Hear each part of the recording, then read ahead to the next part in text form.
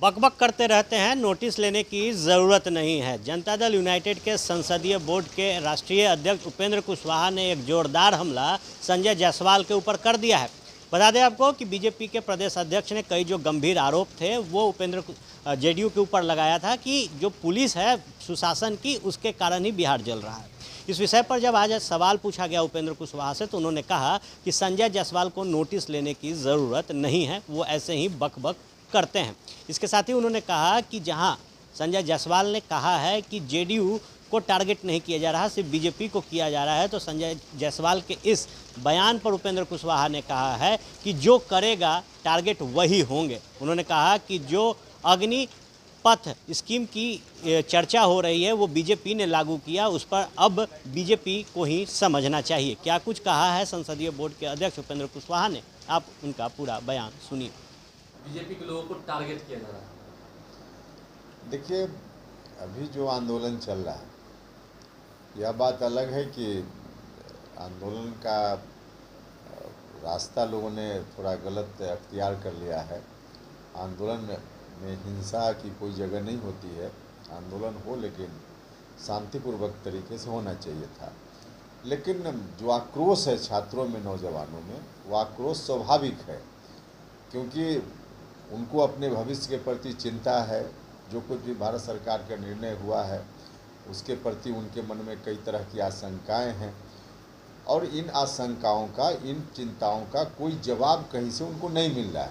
वैसी परिस्थिति में जो आक्रोश है वो आक्रोश कहीं ना कहीं तो फूटेगा, और स्वाभाविक रूप से यह गुस्सा भारत सरकार के निर्णय के खिलाफ है। तो उसमें लोगों को लगता है कि स्थानीय स्तर पे रेल को लोग क्यों टारगेट कर रहे हैं, इसलिए टारगेट कर रहे हैं कि उनको लगता है कि भारत सरकार की यह संस्था है। भारतीय जनता पार्टी को भी टारगेट करने के पीछे यही कारण हो सकता है कि उन लोगों को लगता होगा कि डिसीजन भारत सरकार का है, भारत सरकार में यही लोग हैं, तो इस कारण से आक्रोश है। और इसके चलते संजय जायसवाल जी कोई प्रशासन के खिलाफ बोल रहे हैं, सरकार के खिलाफ बोल रहे हैं, पूरे तौर पे गलत है उनका कहना। और वैसे सरकार तो दोनों को मिला करके है, लेकिन संजय जायसवाल जी अब इस तरह की बात कर रहे हैं, उनके जैसा आदमी इस तरह की बात करे, मुझको नहीं लगता है कि कहीं से जायज़ है। तो हम तो आप लोगों से भी आग्रह करेंगे कि संजय जायसवाल जी की बात को अब बहुत नोटिस में मत लीजिए। वो तो उनको बोलने की आदत है, हमेशा कुछ न कुछ सरकार के खिलाफ ही बोलते रहते हैं, जबकि सत्ता में दोनों पार्टी साझेदार है।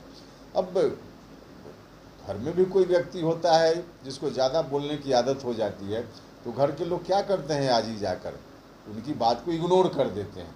तो उसी तरह से आप लोग भी इग्नोर कीजिए, उनकी बात का कोई मतलब नहीं है, उनकी बात को बहुत नोटिस लेने की जरूरत है।